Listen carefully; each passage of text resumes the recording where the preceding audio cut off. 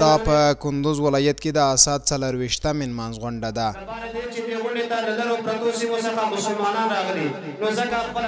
دغه سره ورځ نه یوازې په کندوز مرکز بلکې د دغه ولایت په ټولو ولسوالیو کې په خورا هیوادنۍ مینه او اسلامي روحیه ولمانځل شوه.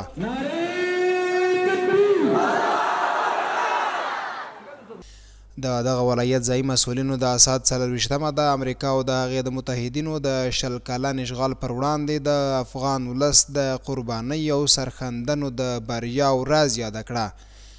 د دوی په وینا افغانانو د خالي لاسونو، لوږې، تندې او بېوسۍ سره سره د نړۍ ستر زبرځواک پر وړاندې تر وروستۍ سلګۍ مبارزه وکړه.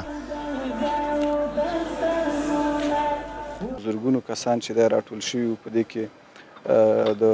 مدارسو، شیوخو، علماء کرامو، خطیبانو، همدارنګه د پوهنتونونو استادانو او محصلینو، د معارف ریاست د لیسو استادان او شاګردان راغلي وو، د مدارسو شاګردان راغلي وو، همدارنګه دولتي چارواکي دلته راغلي وو، خبریالان راغلي وو، شاعران راغلي وو، مختلف قشرونه دلته راغلي وو او په دغه غونډه کې زموږ سره ډېر په شوق او ذوق باندې اشتراک وکړ.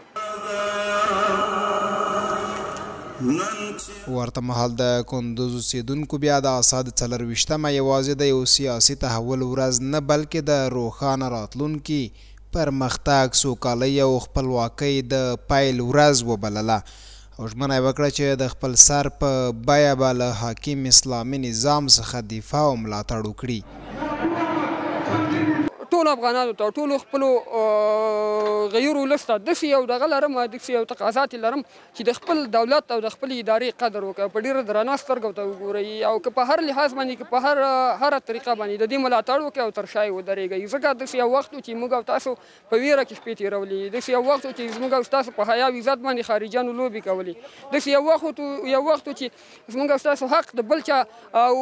موږ چې به یو ادارې او دفتر ته ورغلو نو موږ به د یو خارجي نه اجازه اخیستله. نو شکر وباسئ، د الله پاک شکر ادا کوئ. دغه ازادي چې راغلې ده دا د شهیدانو د قربانیو په وینو راغلې ده. دغه ازادي چې راغلې ده په دې باندې موږ قربانۍ ورکړي، په دې باندې شهدا هغه شهیدان سوي دي. فتح ډېر پرمختګونه راویستل، هغه که په هرې کوڅه کې دي، که په هرې ولسوالۍ کې دي، سړکونه راته جوړ شول، ثم الحمدلله ثم الحمدلله، مدرسې مو خلاصې سوې او په پراخ آزادانه ډول سره موږ خپل هغه تعلیمي زده کړې کوو.